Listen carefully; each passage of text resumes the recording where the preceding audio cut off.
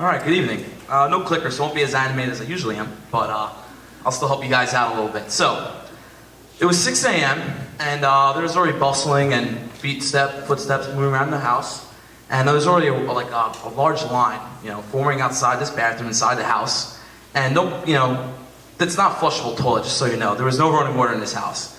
So we just put like a little bucket of water and pour it in, and that's how it works. And here you see this is a room where I slept in for 5 weeks with my good friend Matt. And on this particular morning, he gave me the typical nudge to wake up.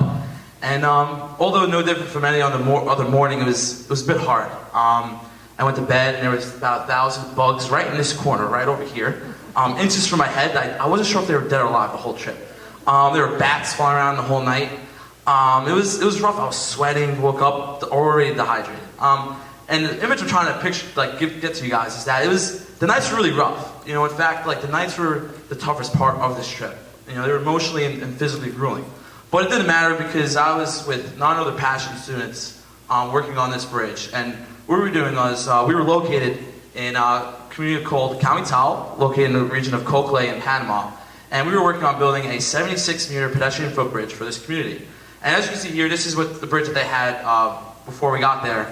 And what happens is in the rainy season, it floods and it cuts off access to Panama, a town where they have opportunity to get education, jobs, healthcare, and other opportunities to get to Panama City to explore other career options as well. And just before we move forward, just to show you what the effects look like in the rainy season, which takes place between May and December, here's an image of the bridge, and then this is what it looks like when it rains. And the water level does get even higher than this as well. And here's another image upriver where the water is just really turning. And you can see just by the brown color how fierce that water is. So if you would try to cross that, it wouldn't happen. The majority of the kids going to Panama for school are young kids. So they really needed a bridge. And to achieve this project, we went down with 9 other students. And I had a great opportunity of being the construction manager for the project.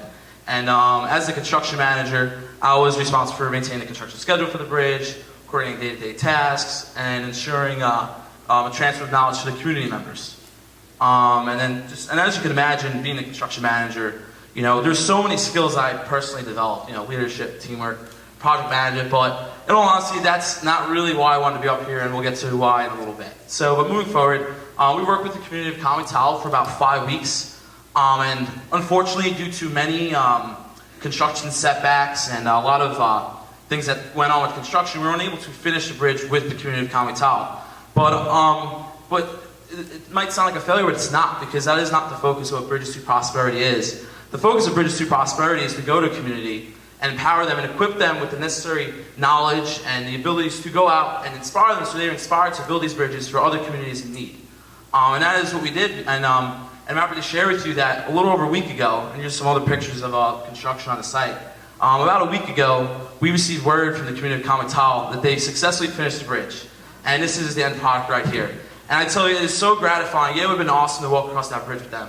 But to just know that we were able to leave and they were able to do this is truly amazing. It's so inspiring. And even more gratifying than this, to the people, to the community members who worked with us. I'll show you a picture right here.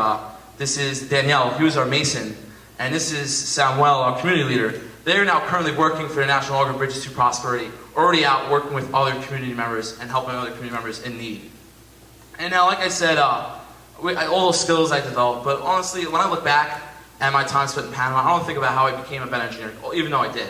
When I look back, I think of all the experiences and the relationships I built with the Panamanians and the community members of Camitao, because, that's when I look back, they forever changed my life. Just some other pictures, and just to give you guys a story before I start wrapping it up. One morning, before the project was almost over, I walked into this house and walked through the concrete doors, and it was pitch black. I saw hammocks, and one thing I just saw were beaming smiles looking at me. And they came up to me, they gave me a little stool, I sat down, and they gave me a little cup of coffee. And keep in mind here, there's no granite tops, there's no leather chairs, there's no beds, there's hammocks. Yet they were the happiest people I've ever encountered in my life. And you see, here in the US, we take so much for granted. We have so much, yet we overcomplicate life, when really life is so complicated.